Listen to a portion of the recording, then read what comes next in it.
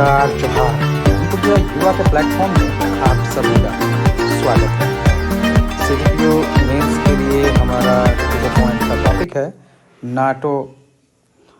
चूँकि 2024 में इसकी 75वीं वर्षगांठ हो रही है, तो ये भी जांचने की कोशिश करेंगे कि नाटो प्रासंगिक है या नहीं है।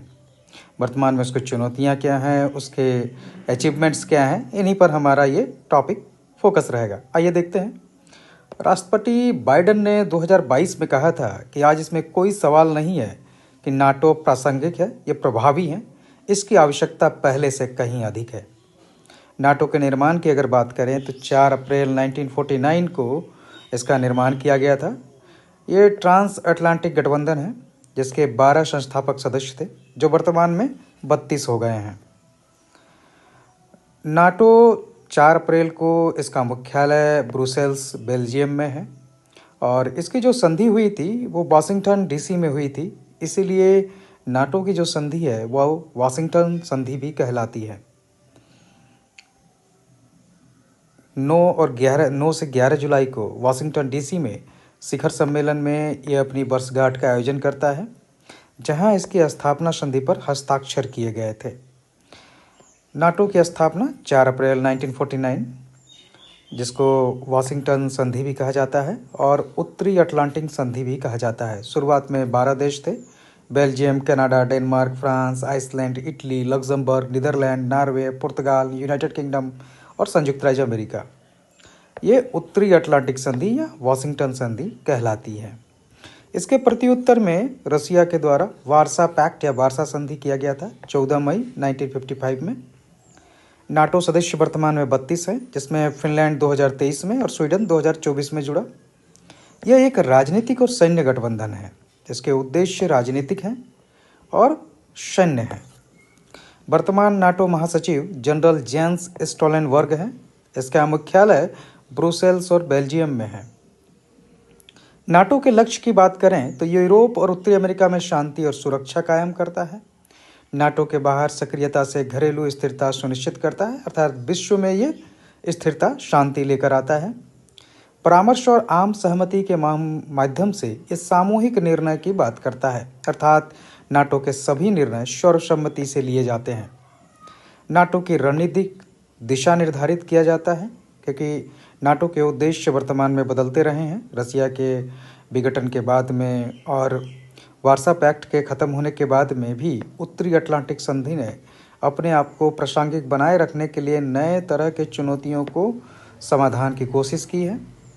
विश्व परिवर्तन के साथ नई सुरक्षा चुनौतियों के प्रति अपने आप को अनुकूलित किया है। अब इसकी उपलब्धियां अगर हम लोग देखें तो विश्व को इन्होंने विभिन्न महाशक्तियों के विरुद्ध सामूहिक सुरक्षा प्रदान किया है। मध्य और पूर्वी यूरोप में सैन्यकृत संघर्षों को इन्होंने नियंत्रित किया या नहीं होने दिया है। पश्चिमी यूरोप का स्थिरीकरण किया है। संकट प्रबंधन में भी ये काफ़ी काम कर रहे हैं। इन्होंने जैसे 2005 में कश्मीर भूकंप में, इवन आतंकवाद विरोधी अभियानों में, इसके अलावा महामारी में भी इन्होंने साथ दिया है।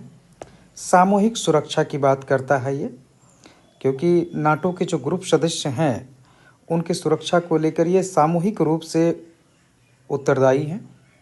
और इसी के संदर्भ में अफ़गानिस्तान में 20 वर्षों के करीब आपके जो हैं नाटो ने अफ़गानिस्तान में 2001 में अमेरिका हमलों के बाद अपने सभी सदस्य देशों के साथ इन्होंने अपने सैनिक भेजे थे, जो लगभग 20 वर्ष तक वहाँ तैनात रहे।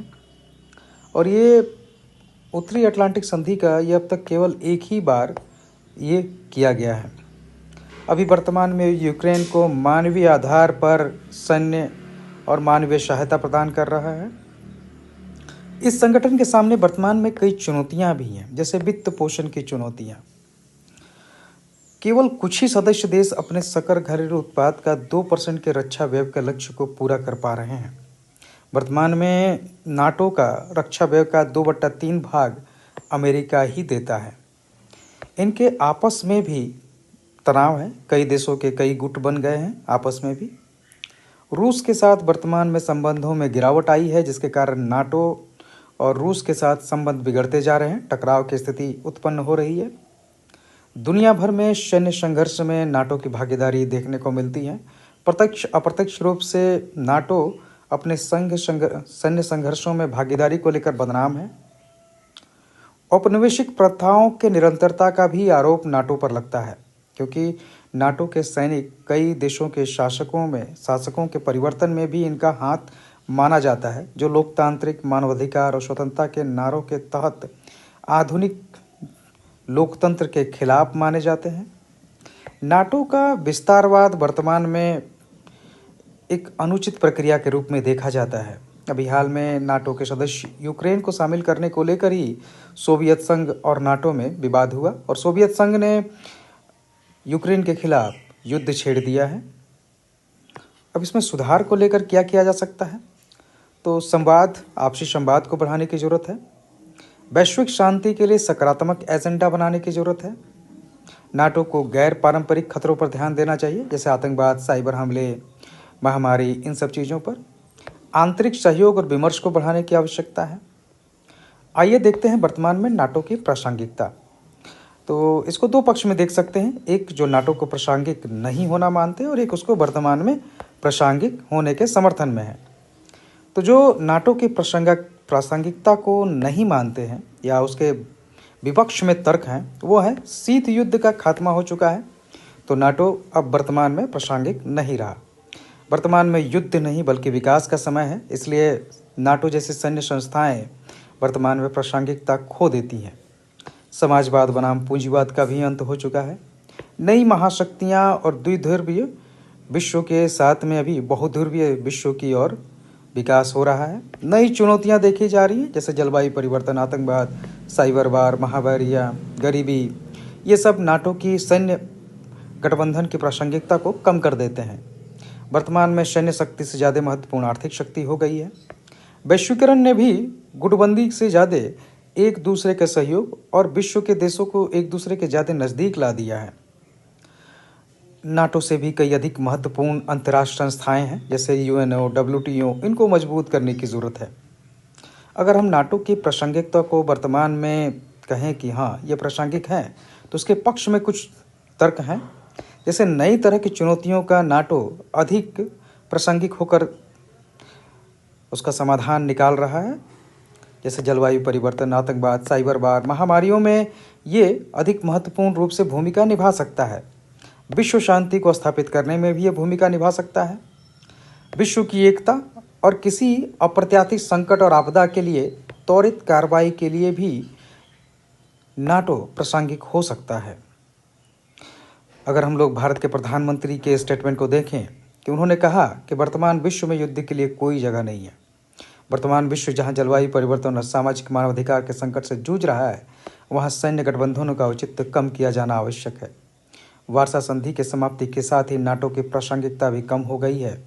विश्व को आपसी सहयोग में बल देना चाहिए, न कि सैन्य गठबंधन के विस्तार में।